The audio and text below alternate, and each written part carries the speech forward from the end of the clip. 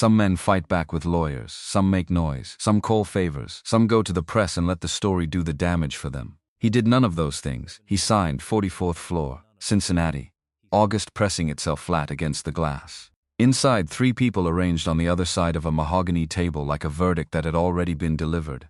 A woman in Armani who had once said she loved him. A general with a practiced smirk. A lawyer shuffling papers with the boredom of someone dismantling a life for the 4th time this month.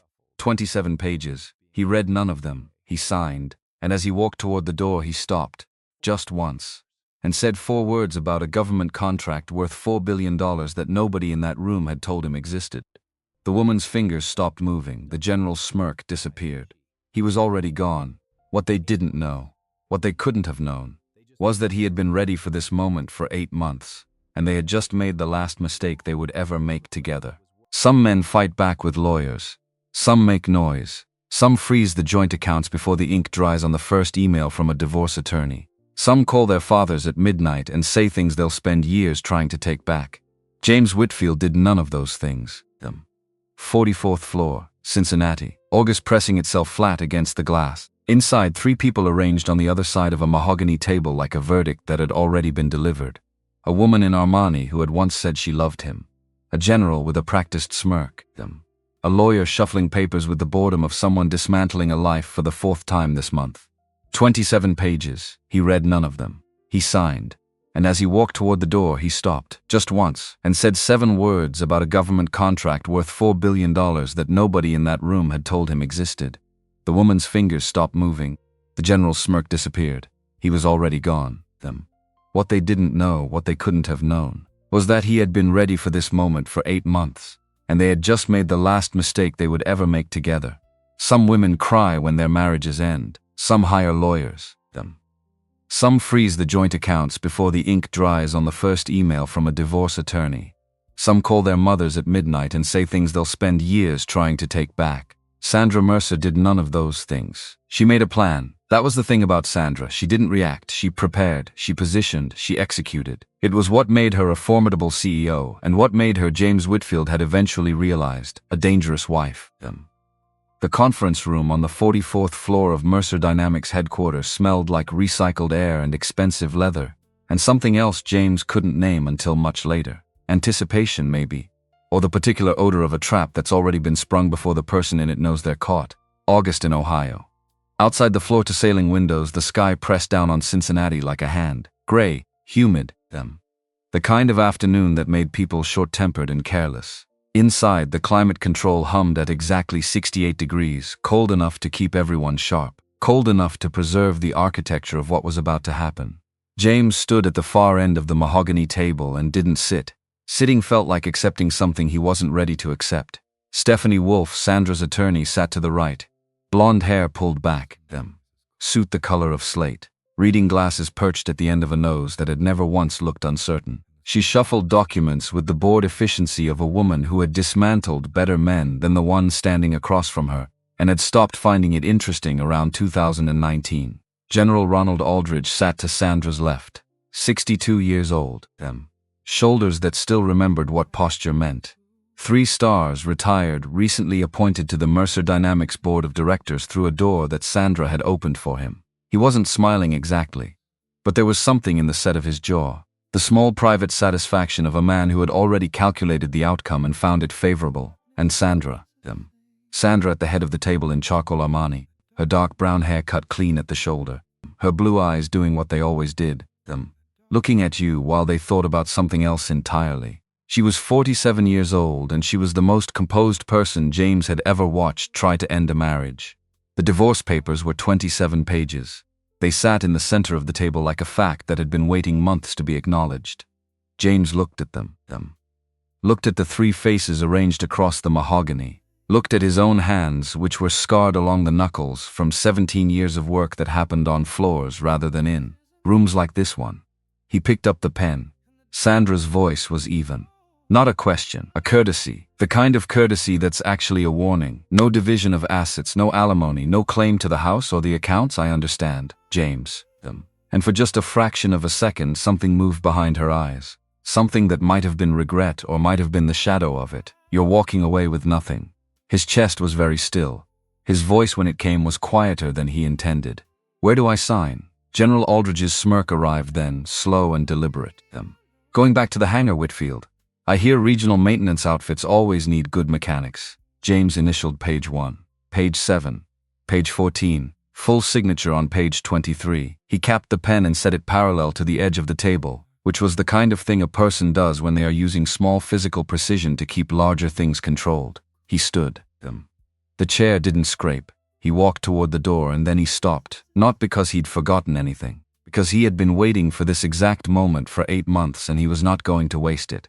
"Good luck with the Air Force contract." He didn't turn around. "I hope the fuel efficiency tests go well." The room went quiet in a specific way. Not the quiet of people being polite, the quiet of 3 people suddenly recalculating. "How do you know about the Air Force contract?" But James was already moving through the door, past the receptionist who had worked at Mercer Dynamics for 11 years and knew his coffee order. Past the framed photographs of aircraft whose engines he had designed or improved or saved from fundamental errors that would have grounded fleets. Past his daughter. Laura Whitfield was pressed against the wall in the corridor outside the conference room, 19 years old. Her MIT sweatshirt slightly too large. A folded letter in the front pocket of her jacket that she'd been folding and unfolding for 2 weeks until the creases had gone soft. She had come to surprise her father. She had good news. The best news she'd ever had in her life. Actually. And she had driven 3 hours from Cambridge to Dayton, and then to Cincinnati because she wanted to see his face when she told him. Not a phone screen, not a text reaction, his actual face. Instead, she had stood in the corridor for 20 minutes and listened to the sound of her father giving away everything except his name. James saw her and stopped walking. Something moved through his expression that he didn't try to manage. It was brief, it was real. Then it settled back into the particular steadiness that Laura had been watching her father practice since she was 13 years old. She pulled the letter from her pocket, held it out without speaking. He took it. "Read it." The paper shook very slightly in his hands, which was the most emotion she would see from him for the next several hours. "You got in," he said. His voice was quieter than he intended. He read it again, just to be certain. Then a third time, because some things deserve that. She said, "Are you okay, Dad?" And he said with the weight of a man who is choosing his words for the long term rather than the moment, "I'm okay. We'll figure it out." $11,400 in savings, a 2007 Ram 1500 that burned through a quart of oil every 3 weeks. $79,000 per year in tuition. They would find a way. James Whitfield was not the kind of man who was easy to summarize. He had been in the United States Air Force for 16 years, starting at Lackland Air Force Base in Texas at age 22, when he was still thin-faced and certain about things that would later require revision. He deployed twice. He came home both times with his body intact and his certainty about certain things significantly reduced, which is the honest result of most deployments and which he considered an acceptable trade. He worked on engines, not in the romantic sense of a man with a calling, at least not at first. In the literal sense of a man who was exceptionally good at understanding how mechanical systems failed and how to redesign them so that they didn't. The Air Force discovered this early. They pointed him at problems. He solved them. This went on for 16 years. When he transitioned out, he carried a chest of commendations he kept in a box under the guest bed and a skill set that translated to exactly one civilian industry, defense aerospace. Mercer Dynamics hired him in 2008. He was 34. The company was building a reputation as a serious player in military propulsion contracts, largely on the strength of Gerald Mercer's relationships and the solid work of an engineering team that was competent but not exceptional. James was exceptional, not loudly, not in the way that required recognition at the time. He saw things in datasets that other engineers walked past because the hours required to look at them properly were unreasonable. He ran the same calculation 400 times if 400 times was what it took to be certain.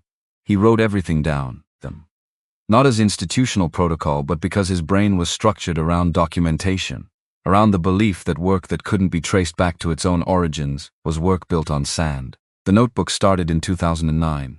Small composition books, black and white covers, the kind you buy in multi-packs from office supply stores. He filled the first one in 8 months. By 2019, he was on his 7th. And the project he had started filling it with was the largest and most consequential of his career. RX-88 Callisto. He had seen the gap in 2018.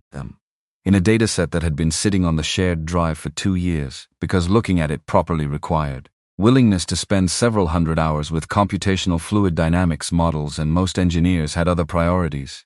The gap was in blade geometry. The turbofan engines in Mercer's current lineup were efficient in the standard sense, but there was a specific vortex formation problem at high RPM that was costing measurable fuel efficiency, which in military applications translated directly to range, which translated directly to mission outcomes, which translated directly to people.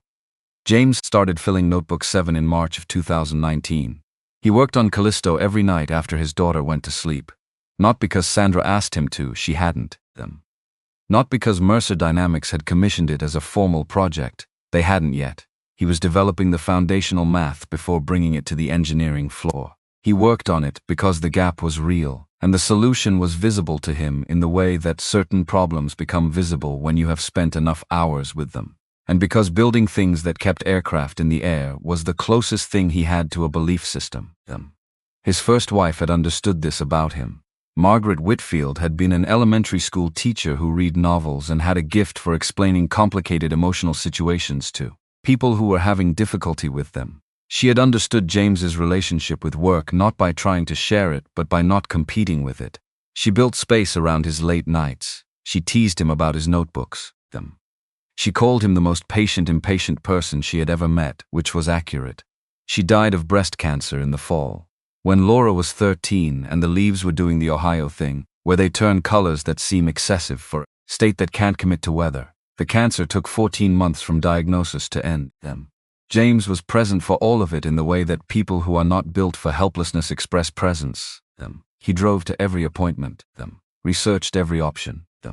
Sat in rooms where doctors used language designed to manage expectations and ask questions until the language became specific. He could not fix it. He fixed everything else. He made sure Laura had dinner every night and clean clothes, and a father whose face, even on the worst mornings, was steady enough to be something she could orient herself by. He learned to sleep lightly, to hear her from the next room.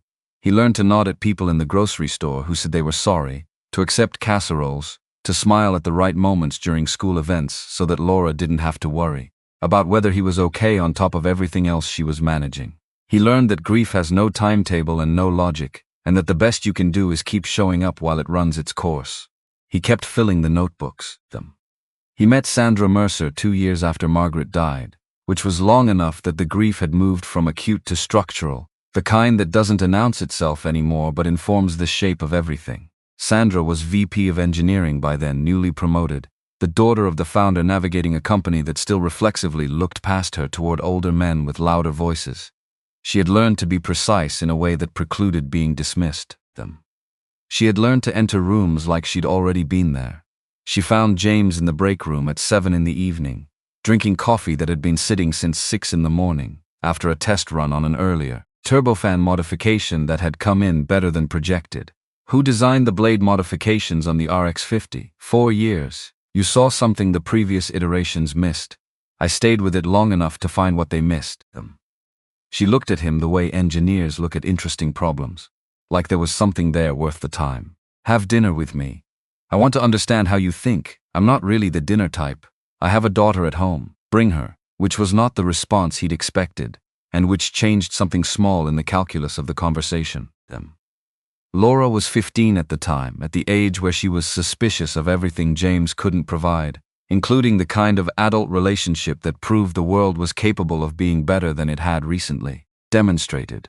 She was skeptical of Sandra at dinner, and then again at the science fair, and then gradually less skeptical over the course of months in which Sandra asked real questions, and remembered the answers and showed up when she said she would.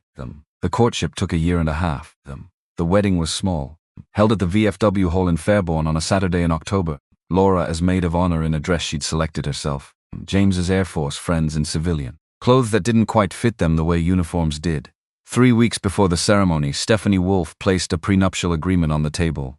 34 pages. James read the first page and the last. Sandra's voice was gentle in the specific way that gentleness is deployed when the speaker knows the listener is not going to love what's being asked. It protects what I've built. The board requires it. They see you as a potential liability. He looked at the document. He looked at Laura standing in the kitchen doorway. watching the two adults in her life with the eyes of a teenager who had already lost one parent and had calculated them, probably more precisely than she should have had to, what the odds of disruption were. He signed. He did not read page 11. Page 11 contained the clause that would matter most later, the one specifying that any intellectual property created during the marriage by an employee of Mercer Dynamics was the property of the company. It was standard language in aerospace employment agreements. It was also in the specific context of a man who was quietly building the most significant turbofan design of his career, not standard at all. The first 3 years of the marriage functioned. Sandra became CEO when her father retired. James continued developing Callisto. They were two busy people sharing a house and a bed and occasional meals, and they called it partnership, and in some narrow definition of the word it was. Then General Ronald Aldridge joined the Mercer Dynamics board. James came home early on a Thursday in November. Laura, who was in her second semester at MIT by then, had called the afternoon before to say she was coming home for the weekend, but then called again at noon to say she wasn't. And the reason had something to do with a problem set and the particular exhaustion of academic pressure. James had shifted his schedule accordingly and left the office at 3 instead of 7, which was 4 hours earlier than Sandra had reason to expect. He came through the door quietly, not strategically quietly, the way people who live alone a lot come through doors, out of habit, without the automatic social noise of announcing themselves. He set his bag in the front hall. He heard Sandra's voice from the closed door of the home office, which was not unusual. She took calls at all hours. What was unusual was the register, the particular flatness that her voice took when she was not performing for anyone. He stood in the hallway for 40 seconds. He was not proud of standing there, but he stood there. When he files the patent for Callisto, I need my name on it as co-inventor. A pause. Because the Air Force trusts generals, Frank, not engineers. Another pause longer. The prenup he signed covers intellectual property. Everything he creates while he's employed at Mercer belongs to the company, which means it belongs to me. After the patent goes through, we file for divorce. He gets nothing. We get everything. Silence on the other end of whatever call this was. Then Sandra's voice again, lower. He has a daughter, I know. But the prenup was very clear. James walked to the kitchen. He put the kettle on. He stood at the counter while the water heated, and he did not move and he did not make noise. He thought about the 40 seconds in the hallway, about what he had heard and what it meant, and whether there was a version of what he'd just understood that was less than what it was. There wasn't. The kettle boiled. He made tea. He sat at the kitchen table in the house that was not his house, had never technically been his house according to the agreement he'd signed without reading, and he thought. He was an engineer. He thought in systems. He mapped inputs and outputs. He understood that a problem poorly analyzed produced solutions that were worse than useless. The problem, Sandra intended to claim his work. The prenup gave her the legal framework. The Air Force contract would provide the financial motive. She intended to wait until the patent was filed and then end the marriage. He had heard the plan with enough specificity to understand it completely. He also understood that what he'd heard was inadmissible in any legal proceeding, useless as documentation, and worth exactly nothing in a courtroom without corroboration. He picked up his phone and called Stephen Haynes. Stephen was not a patent attorney. He was a retired JAG officer who had become a general practice lawyer in Columbus, and who had helped James navigate the bureaucratic aftermath of transitioning out of the Air Force a decade and a half ago. James trusted him the way he trusted people who had been direct with him when directness was more expensive than flattery. Stephen answered on the third ring and listened without interrupting, which was his best quality in a profession that often confused interruption with engagement. When James finished, Stephen said, "You have nothing. Right now, today you have nothing. The prenup as you've described it is legal. The IP clause will hold unless you can demonstrate that her claim of co-invention is fraudulent. And to do that, you need documentation that proves origin and timeline. Not the final product, the process. Every step, every date, every signature. I have 7 notebooks. That's a start. But you need more. You need video if you can get it. Email chains showing the development history. Witness testimony from people who watched you work. And you need all of it to be built over time, not assembled after the fact." A pause. "You also need to wait. For what? For her to move. If she files the patent with fraudulent attribution before you have your evidence organized, that's fraud on a federal filing. That's a different category of problem for her. You file a challenge after the fact with evidence, not before without it. The timing matters." James was quiet for a moment. How long until she moves? I don't know. How long until you have sufficient documentation? That's up to you. He thanked Stephen. He sat with the phone on the table for a while. Then he opened notebook 7 to the current page, which was dated and signed at the top as all the pages were, and he wrote the date and the time and a brief factual description of what he had heard and when he had heard it. Not from anger. From method. This was how he worked. You wrote down the thing you observed, you dated it, you moved forward. He continued developing Callisto. He set up a small camera in the engineering lab workshop, positioned to document process work rather than outcome.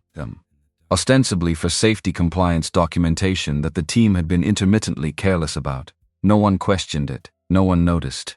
He worked late nights alone in the workshop, and the camera recorded him deriving equations on the whiteboard, and the timestamps were in the metadata, and the metadata was not something Sandra's team thought to examine.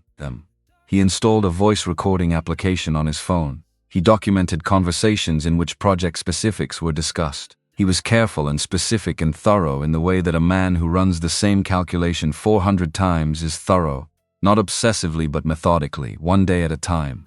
8 months passed. He watched Sandra's interactions with General Aldridge shift. The professional distance collapsed gradually, the way gradual things do, visible only in the accumulation. He did not confront her. He had resolved to wait, and waiting was something he had learned to do in the Air Force, where patience was not a virtue but an operational requirement. He kept showing up. He attended Laura's volleyball games during the rare weekends she was home. He made dinners. He answered questions about Callisto in board presentations with the same measured precision he brought to everything. Watching General Aldridge absorb information, the general had no technical basis for claiming. He was very calm about all of it. The calm was not peace, it was structure. It was the form that patience takes when you understand clearly what you're waiting for. Sandra filed in June. The divorce papers arrived through Stephanie Wolf's office, efficiently and without drama, 2 weeks after the patent application for RX-88 Callisto was filed with the United States Patent and Trademark Office. The application listed 2 inventors, Sandra Mercer and General Ronald Aldridge. James Whitfield's name appeared nowhere on the document. He found out through an email that was forwarded to him by mistake, a message from Scott Wells, a junior engineer James had mentored through his first turbofan assignment 3 years earlier.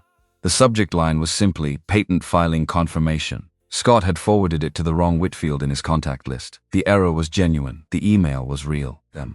James read it in the apartment he had already begun quietly furnishing in Fairborn, a 2-bedroom unit on the 3rd floor of a building that looked out over a parking lot and a strip mall that included a dry cleaner and a place that sold lottery tickets. The furniture was second-hand. The mattress was new because that was the one thing he wouldn't compromise on. He read the email twice. Then he sat with his hands flat on the table for a few minutes, the way you sit when you already knew something was coming and it has come, and you are taking a moment to feel the reality of it before you start moving. He picked up his phone and called Nicole Harris. He had gotten her name from Scott Wells. Actually, 2 weeks before the email. During a conversation about patent law that James had steered carefully. Mentioning that a friend was dealing with an IP attribution dispute in aerospace. Scott had said his law school roommate from Ohio State had built a practice around exactly that kind of case and had a reputation for going after corporations that treated employee invention as company property. Scott said she was good. Scott said she was direct. Scott said she did not perform warmth she didn't feel. The call connected on the second ring. Nicole Harris was 29 years old, which James had not expected. Her voice was measured in the way of people who choose words deliberately. She listened to his summary without interrupting, asked 3 clarifying questions, and was quiet for a moment before she responded. I've been watching Mercer Dynamics for about 2 years. There were 2 earlier situations, both smaller, both settled quietly before they became public. The company has a pattern of acquiring IP from employee inventors through prenuptial or employment contract clauses, and then claiming co-invention or sole invention rights on the resulting patents. Yours is the 3rd case, and it's the largest by an order of magnitude. His chest was doing something careful. So you know the situation. I know the pattern. I need your documentation to know the situation. A pause. If what you're describing is accurate, Mr. Whitfield, and if your notebooks are what you say they are, then this is not a difficult case legally. It is a difficult case emotionally and professionally, and it will cost you before it resolves. But it is winnable. I'm not looking for easy. I know. That's why I answered the phone. And then, with a directness that reminded him of the way Stephen Haynes had spoken to him a decade ago, I'm not offering pro bono out of charity. I need a case with this evidence base to establish legal precedent that changes how these IP assignment clauses are applied in aerospace employment contracts. You help me do that. I help you get your name on your work. We're both getting something. He was quiet for a long moment. From the bedroom, through the thin walls of the Fairborn apartment, he could hear nothing because Laura was in Cambridge, which meant the apartment was the specific kind of quiet that. Apartments are when the person who would have been making noise in them is somewhere else and you are still adjusting to the absence. When can we start? Tomorrow. Bring the notebooks. Bring everything. He set the phone on the table. Outside the window. The August evening was doing what August evenings in Ohio do. Pressing down on everything with heat that had nowhere to go. Making the air thick and the light flat and the whole world feel slightly more difficult than it needed to be. He opened notebook 7 to the current page. He wrote the date, he wrote the time. He wrote a brief factual description of the phone call he had just completed, including Nicole Harris's name and contact information, the substance of the conversation, and the date on which he would bring his documentation to her office in Columbus. He signed it. He closed the notebook. He sat for another moment in the quiet of the apartment and thought about Sandra in the conference room that morning, her blue eyes doing their calculation behind the performance of courtesy. Thought about General Aldridge's smirk and what the smirk assumed about James Whitfield's next move. Thought about the 17 years of notebooks sitting in a storage unit on Dayton Yellow Springs Road under fluorescent light, each page dated, each page signed, each page a brick in an argument that would take time to assemble and then would not be movable. He thought about Laura's face in the corridor outside the conference room, the letter in her hand. The particular way she had held it out to him, not speaking, just offering, MIT. The thing they had talked about since she was 14 and taking AP physics at Fairborn High and coming home with test scores that made her father quietly rearrange every assumption he'd made about their financial future. $79,000 per year, $11,400 in savings, a truck that was burning oil it would eventually run out of. We'll figure it out. He had said it without knowing how. He said it because it was true in the category of things that are true, because the alternative is not acceptable, which is its own kind of certainty and not the worst kind. He opened the notebook again to the first page of Volume 1. March 14, 2019, his handwriting, cramped and precise, filling the ruled lines from margin to margin, at the very top before the first equation, before the first diagram, before the first date-stamped entry in what would become the most important document of his professional life. He had written 7 words, not for anyone else, not for a court or a committee or a patent examiner. For himself, the way engineers write things for themselves when they are at the beginning of something large and they want to remember why they started. This is my work. No one takes it from me. He had written it on March 14, 2019, when Sandra Mercer was still a person he trusted, and the word divorce had not yet entered any version of his future he could imagine. He read it now, set the notebook down. Outside, the Ohio sky was doing the thing it does in August, where it stays light longer than seems warranted, the sun pulling the day out past 8 o'clock before finally conceding to night. Through the window, the parking lot below was ordinary and still. A woman loaded groceries into a minivan. A man walked a dog that was in no hurry. 2 kids on bikes threaded between the parked cars with the reckless confidence of people who have not yet learned to anticipate consequences. James Whitfield watched them for a moment. Then he opened his laptop, pulled up Nicole Harris's contact information, and began drafting the email that would confirm their meeting. Tomorrow he would bring everything. Nicole Harris's office was on the 4th floor of a restored brick building in Columbus's short north, the kind of neighborhood that had been something gritty 20 years ago and was now something intentional, full of galleries and coffee shops and people who walked fast with purpose. The office itself was clean and bright and organized in the way that suggested she was not performing organization, but actually was it, which James found reassuring in the same way he found precise torque specifications reassuring. Things that were what they said they were. He brought everything. 7 notebooks in a canvas bag, the USB drive, a printed binder of email chains organized chronologically, 47 test reports with his signature as lead engineer, none bearing any signature from Sandra Mercer or General Ronald Aldridge. He also brought a second USB drive he hadn't mentioned on the phone, the one containing the workshop footage. 14 months of video files with embedded metadata timestamps showing him alone at the whiteboard, alone at the test bench, alone with equations that were becoming an engine. Nicole Harris was 29 years old, and she looked like someone who had spent those 29 years making sure she was prepared for rooms where people underestimated her. Dark blonde hair, sharp eyes that moved fast and landed precisely. She shook his hand once firmly, and gestured to the chair across from her desk and said nothing while she poured coffee, which he appreciated. He laid everything out on the conference table she used for exactly this kind of meeting. She went through it methodically, not quickly, methodically, which is different. She read actual entries in the notebooks. She spot-checked timestamps on the USB files against the notebook dates. She pulled up 3 of the test reports and cross-referenced the signature lines. 40 minutes in, she sat back. The video. She had been watching a segment on her laptop. The March 2023 workshop footage. James at the whiteboard explaining the blade asymmetry concept in the empty room. His voice, patient and thorough in the way it gets when he is talking to himself through a problem. She recorded this for training materials and kept it on company servers. She mentioned it was for training documentation. I don't know what she did with it afterward. What I know is the metadata shows the file creation date and the file has not been edited since. 6 months before the patent filing. Nicole clicked the laptop shut with a sound like punctuation. Mr. Whitfield, I'm going to tell you something and I need you to hear it practically rather than emotionally. Go ahead. You have more documentation than I've seen in a decade of IP disputes. The notebooks alone would be sufficient to challenge the attribution in most circumstances. The video is extraordinary. The test reports with your sole signature are corroborating. From a pure evidentiary standpoint, your case is not complicated. She paused. The complicated part is the timeline and the escalation. Because Sandra Mercer is going to fight this. Not because she believes she can win on the merits. She won't. But because losing to you quietly is worse for her strategically than losing to you loudly.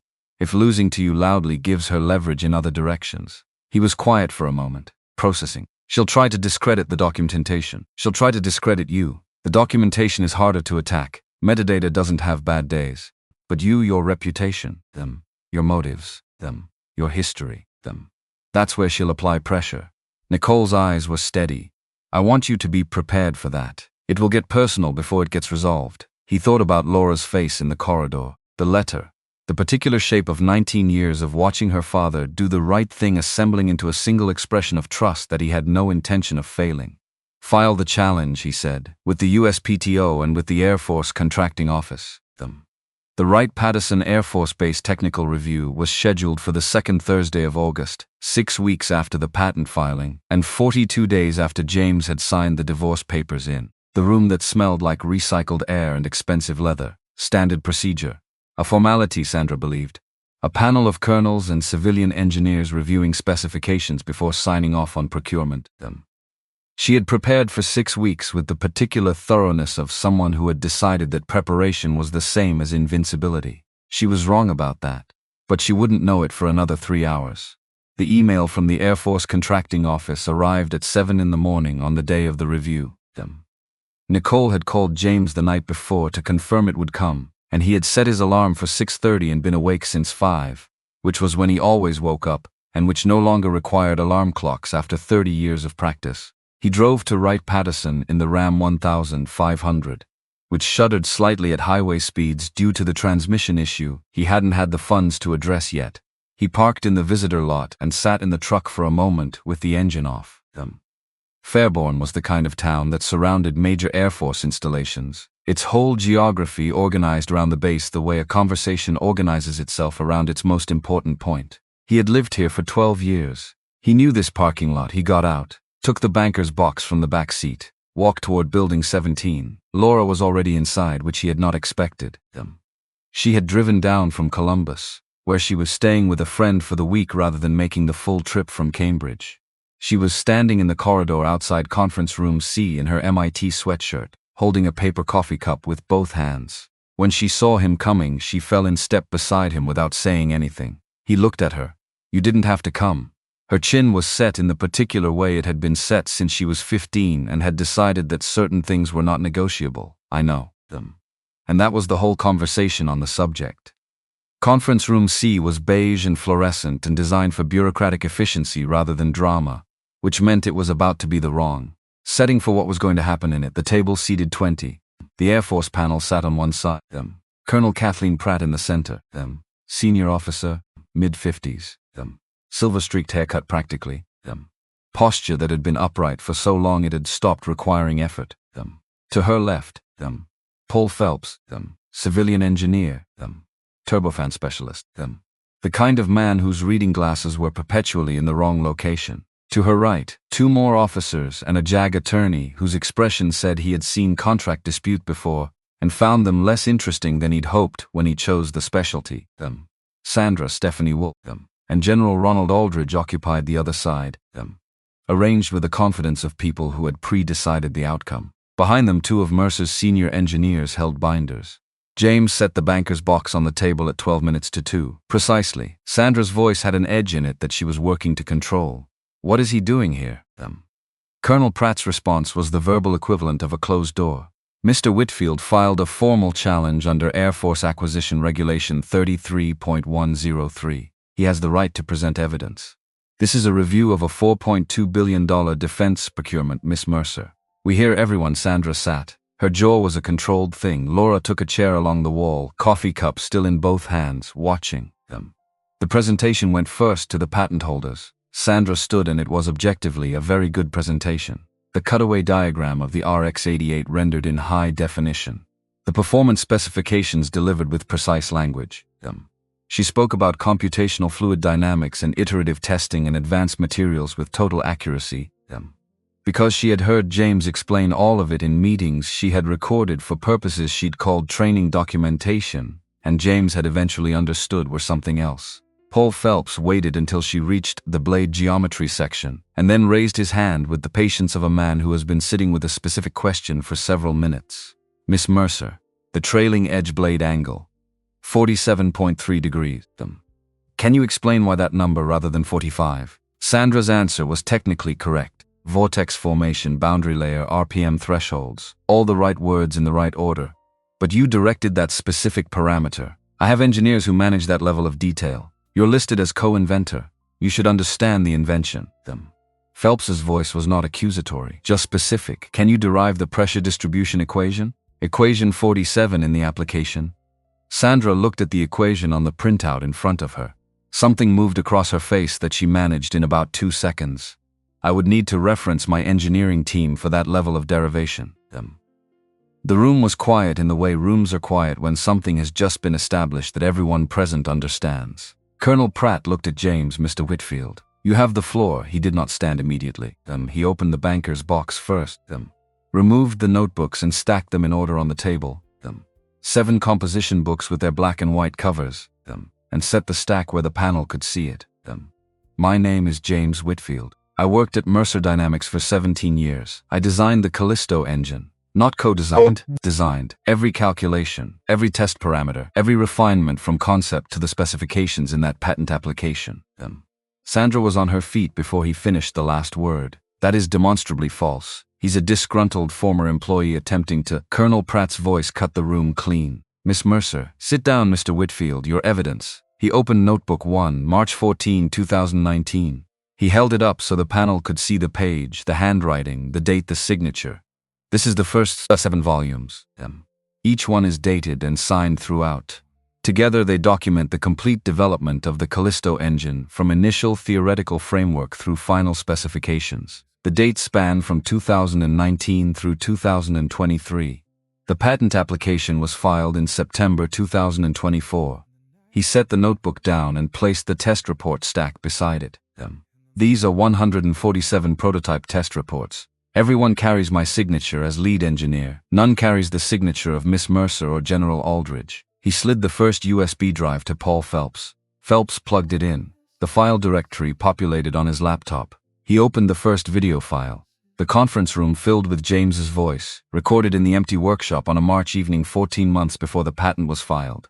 He was at the whiteboard, alone, marker in hand, working through the blade asymmetry logic in the methodical way he worked through everything. Step by step, each term defined, each relationship explained, nothing assumed. And from somewhere off camera, Sandra's voice. Clear, warm, genuine, because it had still been genuine then. This is extraordinary, James, the way you see this. And then you're going to change how these engines work.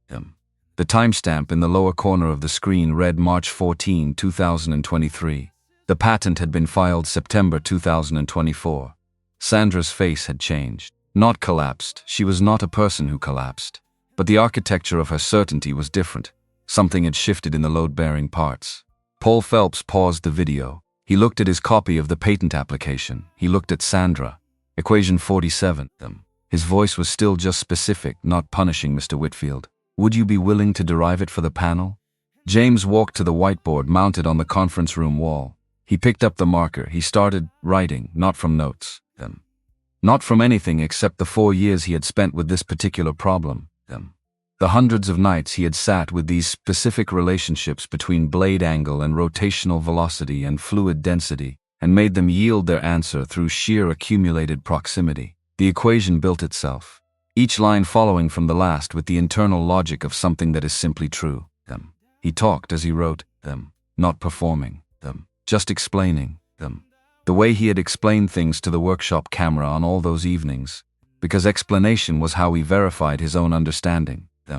Pressure distribution is a function of blade angle theta, rotational velocity omega, and fluid density. You start with the Navier-Stokes equation for incompressible flow. You introduce the boundary condition that velocity equals 0 at the blade surface. You optimize for minimal vortex onset. The marker moved without hesitation. At 45 degrees, vortex formation begins at 18,000 RPM. At 47.3, it delays to 22,000. The engine's operational ceiling doesn't reach 22,000 under normal flight conditions, which means the vortex never forms, which means you don't lose the efficiency. That's why 47.3 and not 45. He set the marker on the tray, turned around. The whiteboard behind him was covered in proof. Colonel Pratt was very still. You derived that from memory. I've done it approximately 200 times over 4 years. It's my equation. It comes from my work. And then he looked at Sandra directly. Which he hadn't done yet. Not in this room.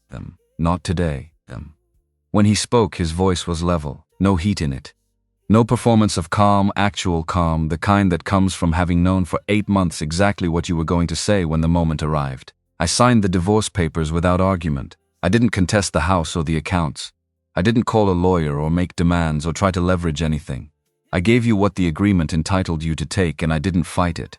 Because things can be replaced. Money is replaceable, houses are structures. He paused. Let the room hold it. But you don't get to put your name on 4 years of work that could determine whether a pilot comes home from a mission. Not because of my pride.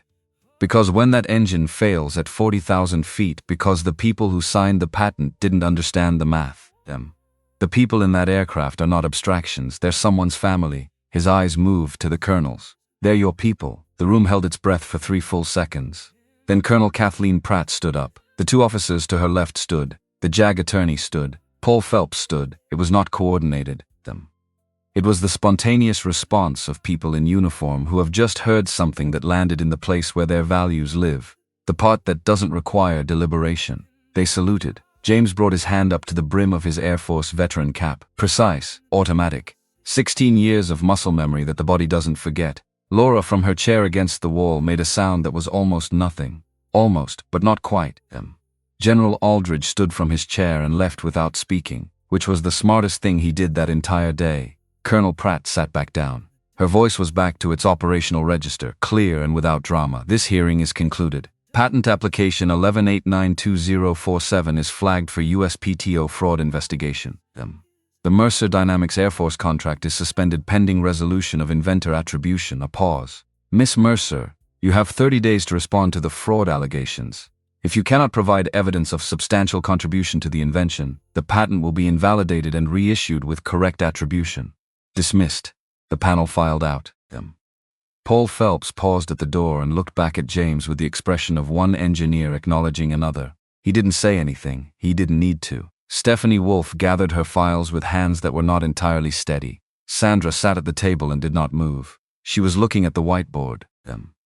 At the proof still visible on it, James's handwriting in blue marker, the equation that was his in the way that things you built from the ground up in the dark are yours. James packed his notebooks into the banker's box. He did it carefully, each one placed in order, the way you handle things that matter. Laura came and stood beside him. She didn't touch his arm or say anything dramatic. She just stood there, which was all he needed. They walked out of Wright-Patterson into the afternoon. The August air outside was real in a way that climate-controlled rooms never were. Warm, thick. The smell of jet fuel from the flight line carried on the breeze the way it always did at bases, the particular smell of his adult working life. He drove them to a diner on Route 4 called Maggie's. Old vinyl booths, menace laminated to stiffness. A waitress named Connie who brought coffee without being asked, and who had the bearing of a woman who had seen a lot of lunches and had opinions about all of them. Laura ordered pancakes. James ordered eggs he was not going to eat. Connie brought the food, set it down, looked at James for a moment. "You're the engineer from the Defense Newswire. What happened at Wright-Patterson this morning? Not a question." She'd been watching her phone between tables. "My late husband worked at Mercer for 22 years. They let him go when they brought in the consultants and restructured everything he'd helped build." She picked up the check she'd set down. "This one's on me. And I'm going to make some calls to people at the VFW." She patted James's hand once, a brisk and unsentimental gesture. "We take care of our own." James's throat tightened in a way he didn't try to manage. Connie walked away before he could respond, which was probably intentional. Laura was looking at him across the table. "She's right, you know. About the VFW? About all of it." His phone rang. Number he didn't recognize. Columbus area code. Nicole Harris. Calling before he'd had a chance to call her, which meant she had already seen something. "I watched the live stream from the public records feed. The Air Force posts technical reviews when they involve public contract funds." A pause in which he could hear her selecting her next words carefully. "James, what you did in there? The whiteboard." Another pause. "I've been doing this for 7 years. I've never seen anything like it. I just answered the question." "You answered it in a way that ended the case on the merits before it gets to formal proceedings. The USPTO investigator is going to have access to the hearing record, the video, your testimony. Sandra's inability to answer the same question you answered in 5 minutes from pure memory." He heard her exhale, controlled. "We still have work to do." She's going to retaliate. People who lose like that don't go quietly. But today was significant. He looked at the eggs he wasn't eating. Laura was watching him over her pancakes with the patient attention of someone who has learned that some conversations are worth waiting out. "What does retaliation look like?" he said into the phone. "I don't know yet, but it won't be nothing. Get some sleep, I'll call you tomorrow." Retaliation looked like this. It started with Aero Insider Report, a blog that positioned itself as defense industry journalism but operated, as far as Nicole could determine, as a platform for exactly the kind of anonymous corporate warfare that left no fingerprints. The headline was "Disgruntled Engineer or Calculated Saboteur? The James Whitfield Question." The article questioned his credentials, suggested his notebooks had been backdated, quoted unnamed sources within Mercer Dynamics who characterized him as a difficult employee with a personal vendetta following a contentious divorce. None of it was true. All of it was the kind of not true that requires expensive legal effort to formally disprove, and in the meantime circulates through professional networks with the speed of interesting gossip. Nicole called at 5:40 in the morning. He was already up. "Have you seen it? Just. They're attacking the documentation because they can't attack the documentation. You understand that distinction? They're not claiming the notebooks are wrong. They're claiming you made them up after the fact. That's a specific falsifiable allegation, and we can disprove it. But it will be heard by people who weren't in that conference room yesterday."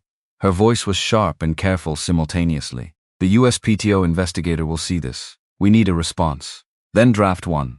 I need you to understand that this is the beginning. This is the first move of a campaign designed to make you look unreliable before the federal review concludes." He was standing at the kitchen window of the Fairborn apartment. The parking lot below was doing its ordinary morning thing. People leaving for work, a dog being walked by a man who looked like he was still asleep. "I understand. Do you understand the DCSA component? If someone files a complaint with the Defense Counterintelligence and Security Agency suggesting you're a security risk, your inactive clearance gets pulled into review. That process takes 6 to 9 months minimum. During that period, you're essentially unemployable in defense work." He set his coffee cup down with care. "She could do that? Anyone can file a complaint. DCSA has to investigate. The investigation itself is the weapon, not the outcome." A pause. "I'm not trying to frighten you, I'm telling you what the board looks like." 3 days after the Aero Insider article, the DCSA letter arrived. Government letterhead. "Dear Mr. Whitfield, allegations have been made regarding falsification of technical documentation and potential compromise of proprietary defense contractor. Information, a review of your clearance status has been initiated." He scanned it and emailed it to Nicole at 8 a.m. She called at 8:14. "This is Sandra, I know." We respond in writing within 30 days, which gives us time to build a response package that incorporates the hearing record and the documentary evidence. The review will interview people who know you. Your Air Force service record is clean. Your work record at Mercer is documented and positive. This is survivable. She hesitated. But the timing is difficult. Laura's tuition payment, $11,400 in savings, $60,000 gap. The VFW fundraiser had climbed to $22,000 through donations from people who had watched the hearing coverage, and from Connie at Maggie's Diner, who it turned out was connected to every veteran network in the Dayton metro area. But $22,000 from $60,000 left $38,000 that did not exist in any account James controlled. He sat with the numbers the way he sat with engineering problems, turning them, looking for the approach that worked them. There wasn't one, not yet. Then Sandra found the one thing that could make him stop thinking like an engineer and start making mistakes. Laura called on a Tuesday afternoon, not her usual Sunday check-in. Tuesday, which meant something had happened. Her voice was controlled in the way his was controlled, which she had learned from him, which made the control more frightening because he knew what it cost them. Someone put graffiti in my locker, and there are posts on social media from anonymous accounts, saying I don't deserve MIT, that I'm benefiting from something you fabricated. He sat down on the edge of the kitchen table. The world recalibrated itself. Are you okay? I'm fine. The control held. I just thought you should know them. He waited until the call ended. He sat for 90 seconds. Then he pulled up Sandra's cell number in his contacts. It rang 4 times. She answered with the flat voice of someone who had been expecting the call and had prepared for it. You want to fight me, fight me. His voice was the same register it had been in conference room C. No heat, just precise. Laura did not design an engine. Laura did not file a patent. Laura did not make any decision in this dispute. She is 19 years old and she's at MIT because she worked for it. He paused. Let the words settle. The accounts were created the day Brian Reese submitted his surveillance report to you. The timing is interesting. Sandra's pause was 1 second too long. I don't know what you're.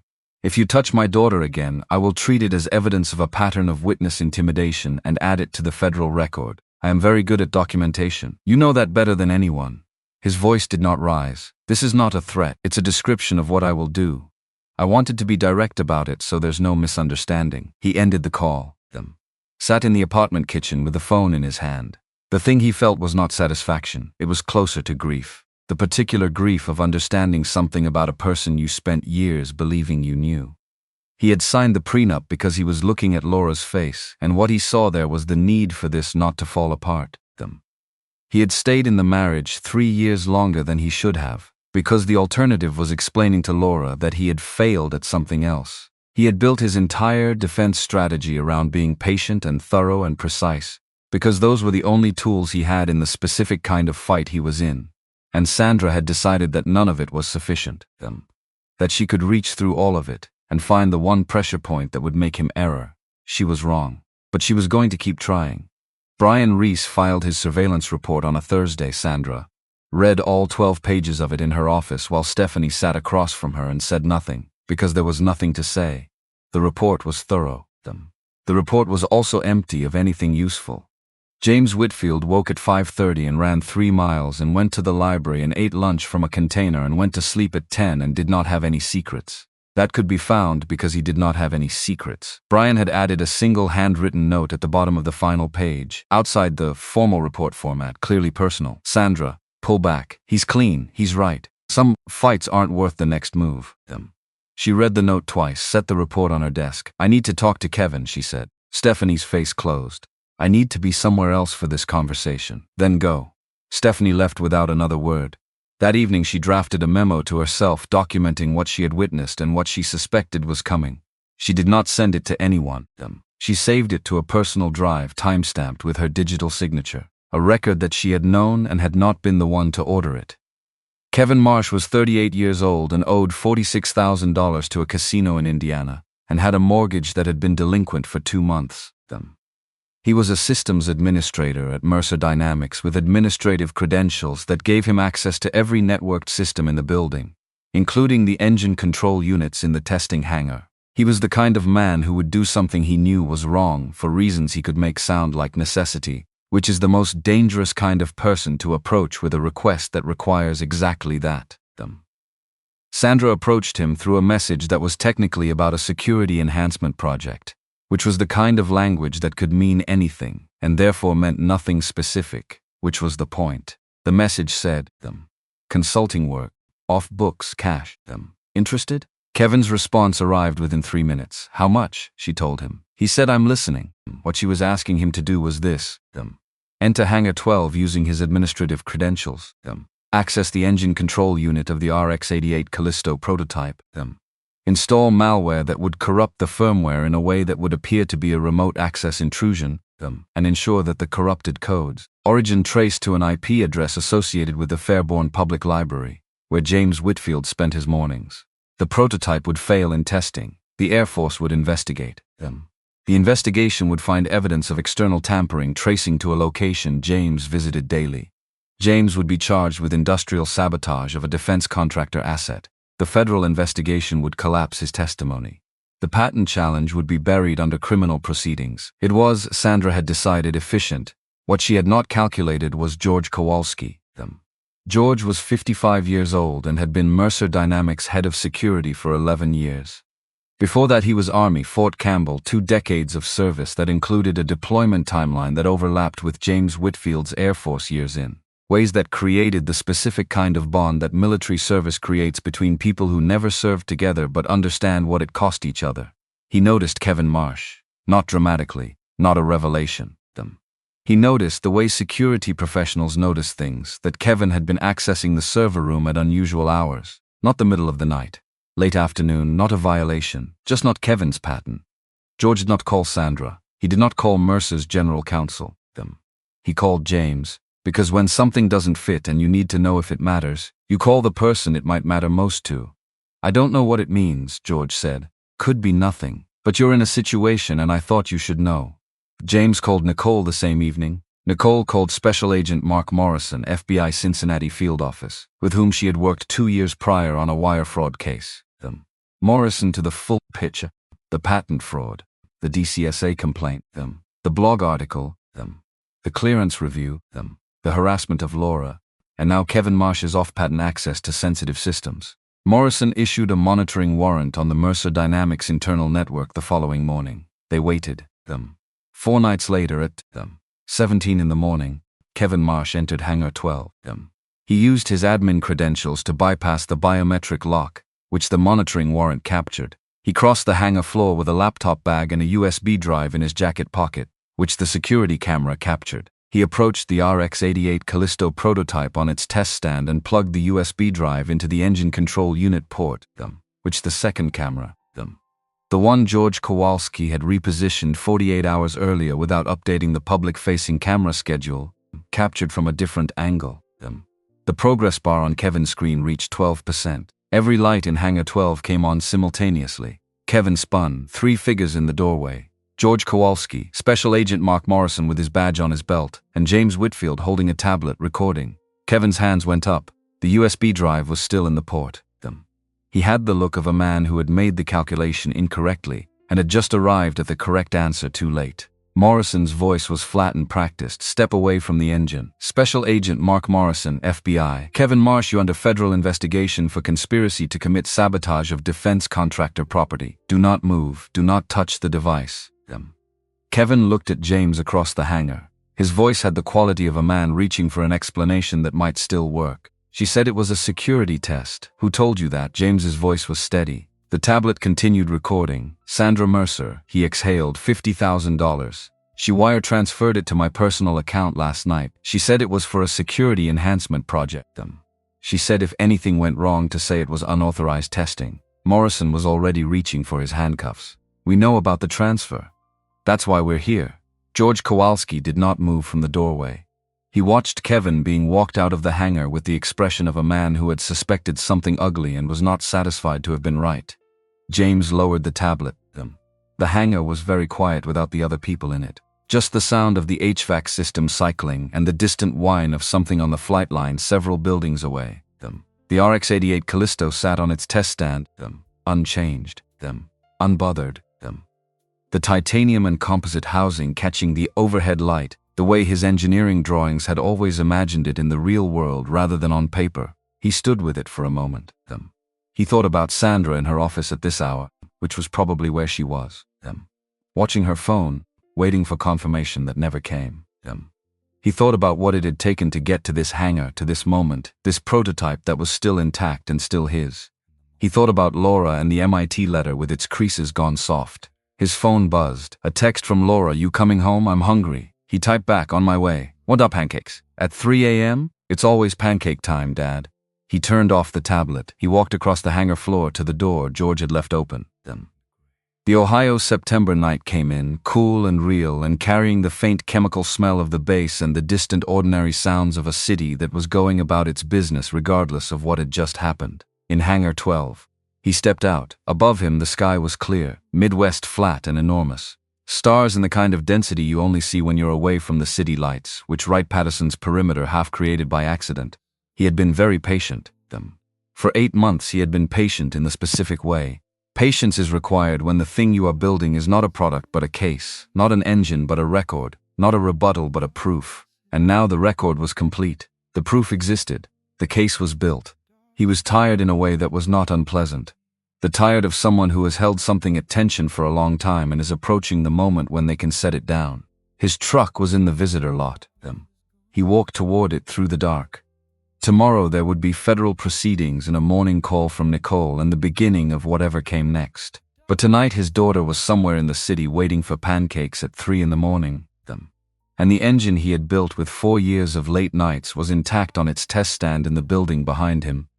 And the USB drive with the malware was now in an FBI evidence bag. And the wire transfer was in the federal record. And Sandra Mercer was sitting in her office not knowing any of it yet. He started the truck. The engine turned over with the rough sound of something that needed maintenance he hadn't been able to afford. He pulled out of the lot and headed toward Fairborn, toward pancakes, toward his daughter, who was the reason he had stayed in the fight long enough for it to matter. The federal courthouse in Dayton was a brutalist concrete structure from 1973, designed in the era when government buildings were meant to project authority rather than welcome people into it. The corridors were long, and the ceilings were high, and the fluorescent lighting had the quality of institutional permanence. The suggestion that whatever happened inside these walls happened within a system that had been here before you arrived and would continue after you left. January in Ohio. The cold outside had the specific character of cold that makes people question the decisions of their ancestors. James wore his good jacket, charcoal gray, the one he'd bought for Laura's high school graduation and had worn exactly 4 times since. He sat in the gallery of Courtroom 7 and watched the trial of Sandra Mercer with the detached attention of someone who was for present because the law required it, but whose internal business with the proceedings had been completed some time ago. Nicole Harris sat beside him in a blazer the color of deep water, a legal pad on her knee, pen moving periodically. She had prepared James for this the way she prepared everything. Methodically. Without drama. With the assumption that he was capable of handling accurate information. The prosecution's case was, as she had predicted, not complicated. Kevin Marsh had been cooperating since the morning of his arrest. Because Kevin Marsh was a man who had made a bad decision for understandable reasons and who understood immediately, when the lights came on in Hangar 12, that the transaction was over and the only remaining variable was how much of the consequence he personally carried forward. He testified for 3.5 hours. He described the initial message, the framing as a security project, the escalating specificity of Sandra's instructions, the wire transfer at 11:47 p.m. and the text exchange that preceded it in which she had been explicit enough that no jury would require interpretation. The financial records corroborated everything. The monitoring warrant had captured the wire transfer in real time. The security footage from Hangar 12 was clear. The USB drive with its malware payload and its hard-coded target IP traced to the Fairborn Public Library was Prosecution Exhibit 7 and required no explanation beyond what it was. Stephanie Wolfe had withdrawn from Sandra's representation 2 weeks before trial, citing a conflict of interest she declined to specify publicly. The memo she had saved to her personal drive that night in Sandra's office was later submitted voluntarily to the prosecution. It was not the centerpiece of the case. It didn't need to be. But it closed a door that Sandra's new attorney had been hoping to leave open. The defense strategy was desperation dressed as reasonable doubt. Sandra's new lawyer argued misunderstanding. He argued the framing of Kevin's cooperation. He He argued that the emotional context of a contested divorce created conditions in which language could be misread them. He did not argue the evidence directly, because the evidence did not leave room for argument. The jury deliberated for 85 minutes. When the foreperson stood to deliver the verdict, Sandra was already very still, not the composed stillness she maintained in board meetings. This was different. This was the stillness of someone who has run every remaining calculation and arrived at the same answer from every direction. The word guilty landed in the courtroom with the quality of something that had been coming for a long time and had finally stopped traveling. Guilty on all counts: conspiracy to commit sabotage of defense contract property, wire fraud, obstruction of justice. Sandra did not react visibly, except that she closed her eyes for exactly 2 seconds, which was the only moment in the entire proceedings where James saw something on her face that was not managed. Nicole, beside James, wrote something on her legal pad and underlined it. He didn't look at what it was. He felt tired. Not relieved, not triumphant. Tired in the specific way of someone who has been carrying weight for a long time and has just set it down but whose muscles still remember the shape of the burden. The sentencing was 6 weeks later, a gray Thursday morning in March that suggested spring was a philosophical position rather than an incoming season. Judge Linda Owens had the bearing of a woman who read every word of every pre-sentence report and had already formed her conclusions before entering the room. She noted Sandra's complete absence of prior criminal history. She noted the character testimony submitted on her behalf. The professional accomplishments. The philanthropy. The role she had played in building Mercer Dynamics into a company that employed 460 people and supported a regional economy that had lost too many employers to count. None of it altered what had happened, Miss Mercer. Judge Owens set the pre-sentence report flat on the bench. The court has considered everything presented here. What you did was not a lapse in judgment in a moment of stress. It was a sequence of deliberate choices made over weeks and months. You attacked a man's professional reputation through anonymous channels. You directed harassment at his 19-year-old daughter. And when those methods were insufficient, you paid someone to commit sabotage against military equipment and engineer his criminal prosecution for a crime you had arranged. The courtroom was completely still. The motivation is understood. The execution does not become less serious because the motivation was personal. 48 months in federal prison, 3 years supervised release, restitution of $117,000 to cover investigative costs and damages, forfeiture of all assets obtained through fraudulent activity. General Aldridge had resigned from every board position he held within 48 hours of Sandra's arrest. The Air Force opened a separate administrative review into his conduct as a named co-inventor on a fraudulent patent filing. He did not appear at trial. His attorney issued a statement. It satisfied no one and was designed not to. The gavel came down.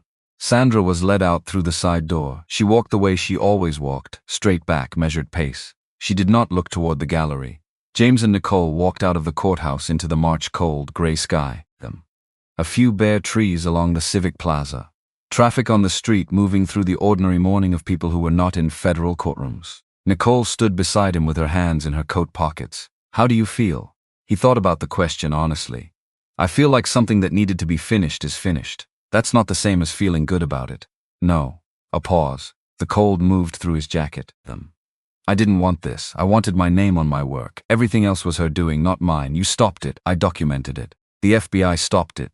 Nicole made a sound that was almost a laugh. You're genuinely the least self-aggrandizing person I've dealt with in 7 years of patent law. She looked at him sideways. Is that an engineering thing or a you thing?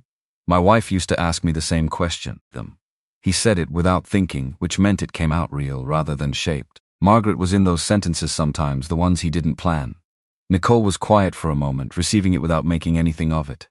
What happens now for you? She asked. I go home. I figure out what's next. Robert Garrett called my office this morning. He turned slightly toward her. The consulting contract offer still stands. He said he'd have the revised terms to me by end of business today. She kept her voice neutral, giving him the information without the interpretation. $500 an hour, 40 hours a week. 6 months with extension option. Full technical authority on Callisto through final Air Force certification. He looked at the bare trees. The arithmetic was simple and the result was enough. More than enough, actually, for the first time in 18 months. Enough for Laura's remaining 3 years without loans. Enough to start rebuilding what the divorce had hollowed out. Enough to stop looking at the Ram 1500's oil level every morning with the specific anxiety of a man who knows the math doesn't work. Tell him yes, James said, with the technical authority clause in writing, already drafted. He looked at her. She almost smiled. Almost. You drafted the counteroffer before the sentencing. I like to be prepared. She pulled her car keys from her coat pocket. Go home, James. You've been fighting for 8 months. The fight is over. He drove back to Fairborn on 35W with the radio off, and the windows slightly cracked despite the cold because he needed the air to be real rather than recycled. The fields along the highway were brown and flat and certain, which he found more comforting than impressive landscape. He was a man built for flat and certain. The apartment was empty. Laura was in Cambridge, in the middle of her spring semester. He made coffee, stood at the window while it brewed. The parking lot below was doing its ordinary mid-morning thing.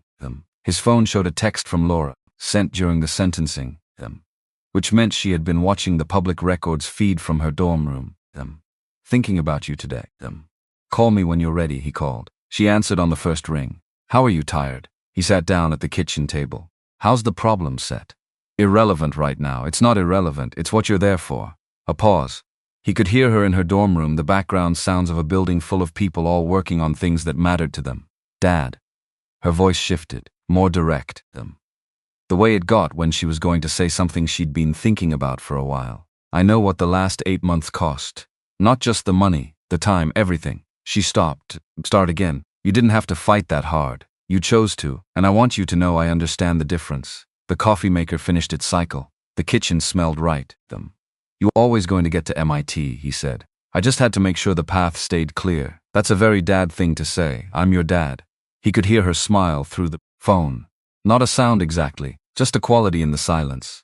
MIT, she called yesterday. There's a scholarship adjustment, full tuition plus $20,000 annually for living expenses. They named it the Margaret Whitfield Memorial Scholarship in Engineering. He put his hand flat on the table. The wood was cool and solid. They reached out to the financial aid office after everything became public, Laura continued. Her voice was careful, managing something. They said they wanted to recognize what the name stood for. A pause. She would have loved this, Dad. He stayed quiet for a moment that lasted longer than most moments. She would have loved you, he said finally. She did love you. That's the part that already happened. The DCCSA clearance review concluded in April, 3 months after Sandra's conviction. The investigation had interviewed 11 people, reviewed James's complete Air Force service record, and examined every piece of documentation he had submitted. The result was a single sentence in a government letter. No derogatory information was found. Your clearance status remains unchanged. He filed it in the same folder as the patent certificate, because they belonged together. The USPTO notification arrived on a Tuesday in late March. Certified mail, government stationery, embossed, seal. He opened it at the kitchen table with his coffee. Patent number 11,892,047A. Advanced turbofan engine with Optimposit housing, Callisto series. Inventor, James R. Whitfield. His name, his alone, in the permanent federal record. He read it twice, folded it once, set it on the table and looked at it for a long moment, the way you look at something that has cost you more than it should have had to cost, and is nonetheless exactly what it needed to be. Then he picked up his phone and called Robert Garrett to confirm the consulting start date. Robert Garrett was 58 years old and had been in aerospace manufacturing his entire adult life, which meant he understood the difference between a company that made things and a company that managed the perception of making things. He had been elevated from VP of Operations to interim CEO by a board that wanted the company to stop being news and start being functional again, and he had spent his first 2 weeks systematically dismantling every structural decision Sandra had made in the service of optics rather than engineering. He answered on the second ring. The contract terms are signed. You start whenever you're ready. A pause. I want to say something that isn't corporate language. What you did here, staying in the fight with the documentation and the federal process and not just walking away, that required a kind of patience I don't see often. The company is going to be better for it. James set the patent letter flat on the table. The engine will be certified. That's what matters. That's what I mean. Garrett's voice had the texture of someone who had also spent decades on manufacturing floors rather than in conference rooms. Some people build things and some people build the story of building things. You're the first kind. The Air Force knows the difference. The consulting work started the following week. James drove the Ram 1500 to the Mercer Dynamics campus on a Monday morning for the first time since cleaning out his personal belongings 9 months earlier. The security guard at the gate waved him through without checking credentials, which was either a procedural lapse or a statement. He chose to read it as a statement. The engineering floor looked the same. It always looked the same: machines and people and the particular organized noise of a place where something real was being built. Several engineers looked up when he came through. A few nodded. One, a woman named Cynthia who had been on the original Callisto prototype team, walked across the floor specifically to shake his hand and said, "It's about time," and walked back to her workstation without further elaboration. He found his temporary consulting office and opened his laptop and began reviewing the certification documentation backlog that had accumulated during the patent dispute. It was satisfying in the specific way that work is satisfying when it is the right work, when the thing you are doing matters in a way you can trace directly. There were modifications to review, test parameters to verify, Air Force specification updates that required technical responses. He worked through them with the same methodical attention he had brought to the notebooks, one thing at a time, each thing done right before moving to the next. The Air Force certification testing was scheduled for May at Edwards Air Force Base in California. James flew out on a commercial flight, which was the first time he had been on an airplane as a passenger in several years, and which produced the specific experience of noticing, for every second of the flight, what the engines were doing. Old habit, the kind you don't shake. Edwards was flat and high desert and enormous, the kind of federal installation that exists at a scale that makes individual human presence feel provisional. The testing area smelled like aviation fuel and dry heat and the faint mineral quality of Mojave air. Major Karen Reed met him on the tarmac beside the test aircraft. She was 41 years old with 4,200 hours in military aircraft, and the particular physical economy of motion of someone who had spent decades in cockpits where unnecessary movement was not practical. Her handshake was brief and direct. "Your specs are impressive on paper." She looked at the aircraft, then back at him. "Let's find out what they do at speed." The test protocol was 47 minutes. James stood at the observation station with the technical team and watched the data feed in real time, which was how he had watched every important test of his career, with the specific attention of a man who already knew the math and was watching the physical world confirm it or complicate it. The fuel efficiency numbers climbed towards specification within the first 8 minutes and held. The acoustic signature readings stayed in the target range. The thrust-to-weight ratio peaked at 103% of the required specification, which was not luck but design, because he had built a margin into that parameter specifically. At minute 41, Major Reed took the aircraft to the upper edge of the test envelope and held it there for 6 minutes, which was not in the standard protocol. She came back within bounds and set it down with the precision that 4,000 hours produced and climbed out of the cockpit, with the expression James had been hoping to see on a test pilot's face since the first time he'd watched a test pilot climb out of something he'd worked on. "Mr. Whitfield." She pulled off her helmet. Her dark blonde hair was damp at the temples. "In 20 years of flying military aircraft, I have never had an engine feel like it was designed by someone who understood what it actually feels like to be at 38,000 feet in contested airspace, wondering whether the machine beneath you is going to hold them." She looked back at the aircraft. "This one feels like you knew." He hadn't known personally. He'd never flown combat, but he had spent 16 years designing and testing engines for people who did, which produced its own kind of knowledge. "I'm glad it holds," he said. "It does more than hold." She set her helmet under her arm. "It performs. There's a difference, and your pilots are going to notice it." The Air Force Procurement Office issued final certification 2 weeks after the Edwards test. Mercer Dynamics received a contract for 55 Callisto engines over 5 years, with an option for 45 additional units contingent on sustained performance metrics. The total contract value was $3.1 billion. Robert Garrett called to deliver the number personally, because some numbers should be delivered by a person rather than an email.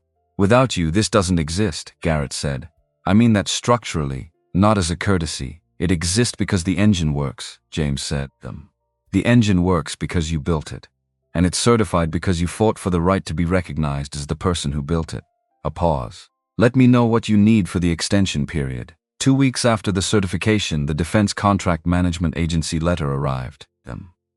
James recognized the agency letterhead and the specific category of formal language the government uses when it is about to do something uncommon.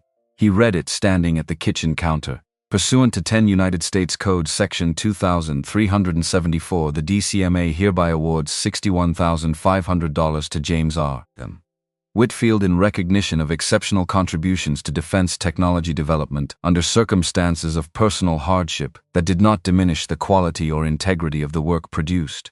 He set the letter down. He had not expected this. He had not expected any of this specifically, which was different from not having hoped that the system would eventually work the way it was supposed to. He called Nicole. "Did you submit something to the DEMA? I may have filed a formal recognition nomination on your behalf several months ago. These things take time, Nicole. You designed an engine that will save lives and nearly lost everything doing it. The government has a process for recognizing exactly that. I used the process." Her voice was even, unapologetic. "Cash the check, James." He was quiet for a moment. Through the window, Fairborn was doing its April thing, budding them. Tentative green at the edges of everything, the trees committing to warmth a little at a time, the way Ohio always committed to things. "What are you going to do with it?" she asked. He had been thinking about that since the moment he read the letter. He had thought about the down payment on a house, which he genuinely needed. He had thought about the retirement accounts, which had been gutted by the years of financial strain. He had thought about the Ram 1500's transmission and the satisfaction of replacing it with something that didn't announce itself at every highway speed. But he had also been thinking about Amy Torres. Amy Torres was 18 years old and was the daughter of a soldier who had died in service when Amy was 6. Her mother worked 2 jobs, nights at a distribution center and weekday mornings at a medical supply company, to keep the family in a house in Vandalia, 12 minutes from Fairborn in light traffic. Amy had been accepted to Ohio State to study mechanical engineering. She had enough financial aid to cover tuition. She did not have enough to cover everything else. The housing and books and the 1,000 small costs that accumulate into the difference between a person who finishes a degree and a person who leaves before they do. He knew because Kenneth Peterson, the VFW Post 5 and 26 commander, had mentioned her at a monthly meeting the previous fall, the same meeting where the fundraiser for Laura's costs had been discussed. Kenneth had a mental inventory of every veteran's family in the region and who needed what, which was something you developed over 50 years of service to a community. The scholarship came to James as a complete idea rather than a gradual one, the way certain solutions did when you had been thinking about a problem without knowing you were thinking about it. He called Nicole back within the hour. "I want to establish a VFW scholarship fund, $10,000 per year, renewable for 4 years, 5 students annually, children of veterans, academic merit, financial need." He paused. "Can you help me set up the legal structure?" A beat of silence, not the calculating kind, the kind that precedes something genuine. "I'll have the documentation drafted by Friday," Nicole said, and James. That she stopped herself from finishing it, which he appreciated. Friday. The VFW Post 526 Thanksgiving potluck was a tradition that predated Kenneth Peterson's tenure by 20 years, and operated on the assumption that the word potluck meant whatever you had. That judgment about what you brought was explicitly suspended. The hall smelled like competing casseroles and coffee that had been warm since morning, and the specific quality of collective belonging that this kind of room produced. 72 people in folding chairs and standing around the edges. James stood near the back.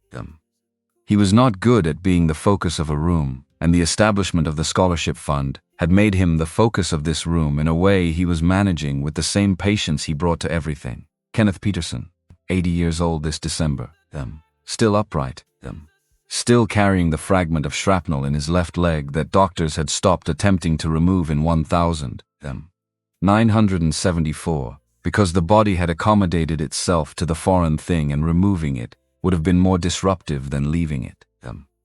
He stood at the front of the room with a microphone that only occasionally cooperated and delivered the scholarship announcement with the particular cadence of a man who had been speaking at VFW events for decades and had perfected the economy of it. "This scholarship exists," Kenneth said, "because one of our own decided that surviving something difficult should mean more than personal recovery." Laura was home for the holiday, standing beside James near the back wall. She had shown up to the potluck in her MIT sweatshirt, without being asked, which was the kind of thing she did that reminded him he had not failed at the most important project of his life. Her shoulder was against his arm, barely touching. She said a quiet, "He said, I know." She said, "You just gave away $60,000. He said, I invested it in people who needed it. Different category. She made a sound that might have been a laugh, and might have been something more complicated. Amy Torres was in the third row, sitting with her mother, a woman who had the particular quality of tiredness that is structural rather than temporary, and who nonetheless had straightened her posture when Kenneth began speaking. When her name was announced, Amy stood up. She was 18 and slight, and her face in that moment was the face of a person receiving something they had not fully allowed themselves to expect. She came to James after the announcement. "Thank you." Her voice was steady, but her hands weren't. "I didn't know how I was going to finish. Now I do. Just promise me one thing." He looked at her directly. When you're on the other side of it, when you're working and it's good and you have something, you find the next person who needs what you needed. You don't have to wait until you're certain you have enough. You just have to do it. She held his gaze. "I promise." The drive back to the apartment from the VFW was 12 minutes and James took it slowly. The city lights made the November night amber at the edges. The streets were familiar in the specific way of places you have lived long enough that your body knows where the road turns before your eyes register it. He sat at the kitchen table with the last of his coffee and Margaret's photograph on the shelf above the counter where he always kept it. She would have been 57 this year. She would have had opinions about MIT, about the Boeing internship Laura had landed for the summer, about the consulting contract and the scholarship fund. Her opinion on the scholarship fund would have been delivered primarily as unsurprised confirmation. He knew that without needing to think about it. He heard his phone buzz on the counter. Colonel Kathleen Pratt's name on the screen, which was not something he had expected at 9:45 on a Wednesday. He answered, "Mr. Whitfield. I hope the hour isn't unreasonable." "Not at all. I'm assembling a technical review panel for the next generation of strategic airlift propulsion. Air Force is thinking about the 2030 requirements, and we want engineers who understand the problem at the level of first principles, rather than incremental iteration." A pause. Quarterly meetings in Washington. Technical review and prototype evaluation. $50,000 per year plus travel costs. "I'm not looking for full-time commitment. I'm looking for the kind of thinking you demonstrated in my conference room in August." He was quiet for a moment. Through the window, the parking lot was still and ordinary. The November cold made the air outside faintly visible where it met the building's heat. "Send me the project brief," he said. "I'd like to understand what you're trying to solve." "That's the answer I was hoping for. I'll have it to you by end of week." Another pause, briefer. "For what it's worth, Mr. Whitfield, what you said at Wright Patterson, not the evidence, the why of it. What you said about whose people they were." She stopped. "It stuck with me." He set his coffee cup down. "They deserved to know the person who signed the patent understood the math," he said. "That's the minimum. Everything else was just getting there." The call ended. He sat for a while in the quiet of the apartment, his apartment. His furniture, his kettle, his notebooks on the shelf. His daughter's volleyball photo from senior year on the wall beside Margaret's. Spring came the way spring came to Ohio. In fits and arguments. 2 warm days followed by a cold week. Then 3 good days in a row that made you believe, and then a frost that reminded you belief was premature. But by April the trees had committed, and the fields along the highway had gone green, and the particular smell of Ohio in spring, which was mud and growth and something mineral from the earth, had settled over Fairborn the way it did every year. James drove to Mercer Dynamics on a Tuesday morning in April, and handed in the last of his consulting deliverables in a folder that also contained a signed letter declining the extension Robert Garrett had offered. The decision had taken him 2 weeks, and then it had been clear. The Callisto engine was certified, the patent bore his name. The company had people fully capable of carrying the production forward. What they needed now was not him specifically, but the category of competence he represented. And there were other engineers in that category who were not coming off 18 months of litigation. He told Garrett in person, which Garrett deserved. "I understand," Garrett said. "What are you going to do?" "The Air Force panel work starts in June. I'm going to take May." "To do what?" James thought about it honestly. To be someone whose daughter is going to graduate in 4 years and who currently doesn't have to be anywhere. Garrett shook his hand at the door to the building and said, "The door is open," genuinely. "I know," James said. "Thank you for meaning it." He drove to the storage unit on Dayton Yellow Springs Road, which he had not visited since the month after the divorce. The unit still held the things that had been displaced when the house was gone. Furniture he hadn't needed, tools he hadn't had space for. 2 boxes of Margaret's belongings that he had not yet found the right way to move forward with. He opened the unit and stood in the doorway for a moment. Then he carried the boxes of Margaret's things to the truck, not to donate, not to sort them, To bring home to the apartment that was actually a home now in the way it hadn't been when he first moved into it, when it was a placeholder for a life that was still being decided. It was decided now, or at least the next portion of it was decided, which was the best you could do, and which he had learned to accept as sufficient. He placed the boxes in Laura's room and did not open them yet. He would open them with her over the summer when she was back from Boston. Some things were better witnessed. 4 years passed the way the good years do, not without difficulty but with direction. And then it was May again. A different May.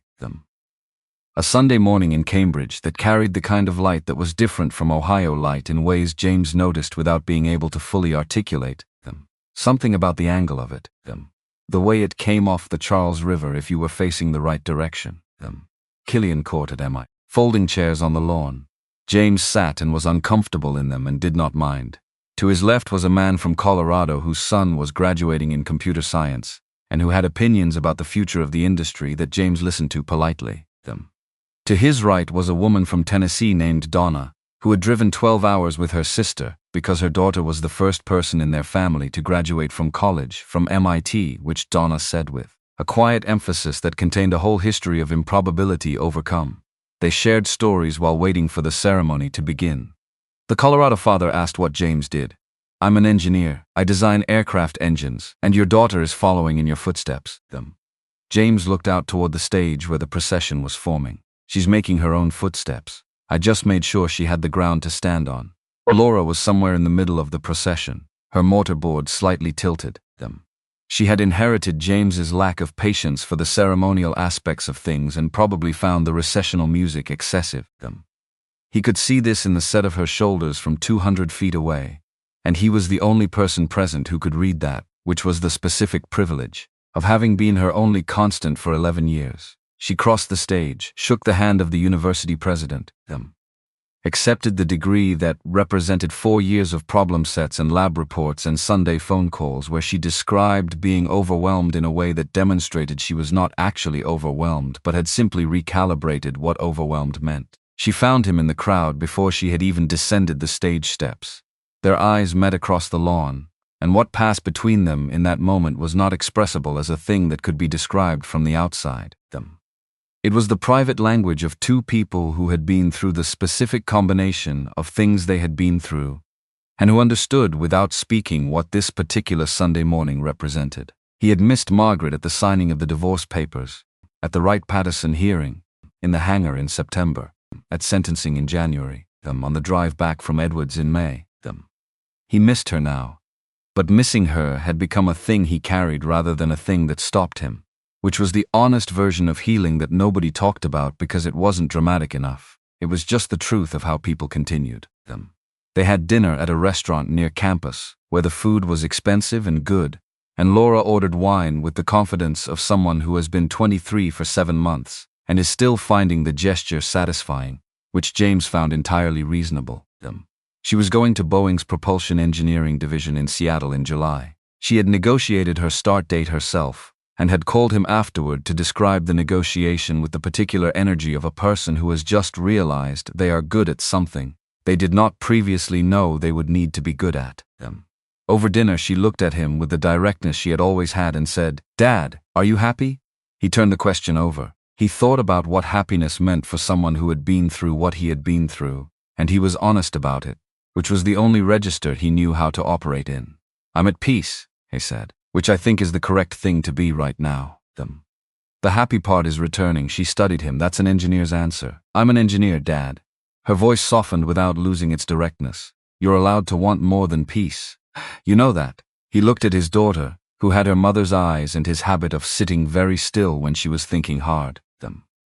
Who had grown up beside him through things that required her to be more resilient than she should have had to be, and who had become exactly the kind of person he had hoped she would become, which was not a version of him or a version of Margaret but herself, specific and capable and unafraid of the distance between where she was and where she wanted to be. "I know," he said. "I'm working on it." The drive back to Ohio the next morning took 12 hours. Laura slept in the passenger seat through Pennsylvania, her knees pulled up, her MIT jacket folded under her head. He drove and let her sleep and didn't turn on the radio. He stopped at a rest area outside of Pittsburgh for coffee that was better than expected, which he counted as a small grace. He stood at the window of the rest area and looked at the highway. The Ram 1500 was in the lot. The transmission had been rebuilt 6 months after Sandra's arrest, which meant it no longer shuddered at highway speeds, which meant the drive had been smooth in a way that $11,400 in savings had not been able to provide, but consulting work had. Small things, which were not actually small. He thought about the notebooks. 7 composition books that were now in the storage unit, no longer needed as weapons in an argument that had been settled.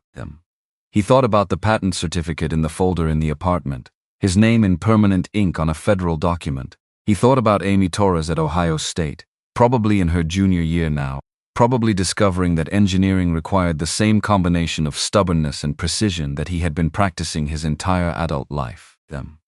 He thought about Colonel Pratt and the brief she had sent him, and the 2030 propulsion problems he had been working on for 3 months. Problems that were already beginning to show him where the gap was, the way gaps always eventually showed themselves to people patient enough to sit with the data long enough. He thought about Margaret and the way she had said that every ending was just a beginning, wearing different Zult clothes, which he had thought was optimistic at the time, and which he had come to understand was simply accurate. He went back to the truck. He set the coffee in the cup holder. He looked at Laura asleep in the passenger seat, her breath steady, her face young in a way it wasn't quite anymore when she was awake and engaged with the world. He started the engine.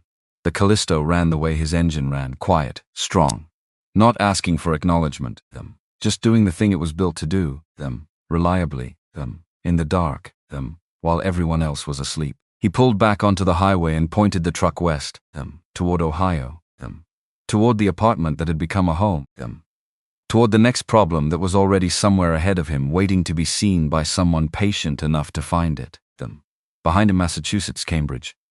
The door that had opened for his daughter. Ahead, Fairborn. The next set of calculations. And somewhere in the middle, between what had been taken and what had been built back, between the man who had stood in a conference room and signed papers without flinching, and the man who was driving his daughter home from her MIT graduation, the particular satisfaction of someone who had stayed honest when honesty was expensive and had found that it held, that it was in the end the only thing that did.